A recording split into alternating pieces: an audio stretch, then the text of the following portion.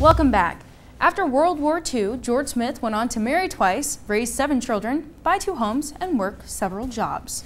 In his 88 years, he's learned that life isn't perfect, and aging gracefully begins with accepting that. Here's Dave Annarino with a glimpse into his life. I've always been active outside, doing something or working somewheres all my life. I was going to try to get in and get a hold of them harmonicas, but your bones begin to start giving you some problems. And that's what's happened to me. Now this is harmonicas. They're easy to play, but you have to know the tunes. George Smith has lived a life of no regret. I'm not worried about dying. If I'm going to die in the bed or if I'm going to die out in the hallway, so what? I've seen them soldiers over there in the wintertime where they got shot and they'd be laying alongside the road frozen. Hello, George. Hardship and despair have followed George his entire life. His first marriage failed. Really, I didn't get a divorce. She did. He and his son no longer speak. I know it hurts.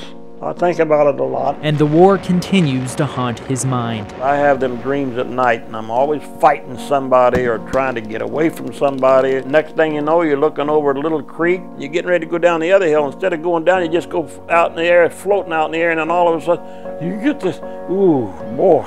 In 1976, George met the woman of his dreams. They married that year. He was 55.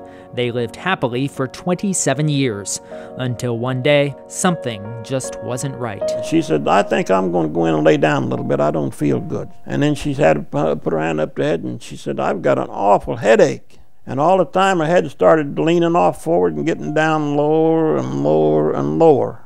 I just leaned her head over and was gone. Come to find out that she had a massive brain hemorrhage. Well, I guess we better move along and go down the hallway and see some of the other people. Today, he shares his stories in the halls of the retirement home, in the cafeteria, One day I was put on guard duty. and on stage. The artillery shells were scream as they go by. You heard the buzz bombs go by, he felt the cold. He was standing in a foot of snow. He had been knocked off the top of a roof by a buzz bomb. I didn't know that. This was the beginning of the Battle of the Bulge. George Smith may have faced the worst in life, but through it all, he never forgot how to live. I have seen lots of people that's passed on, but there ain't nothing that you can dwell on it. No need to dwell on any of that stuff. Just keep on going your every day. Tomorrow, take care of itself.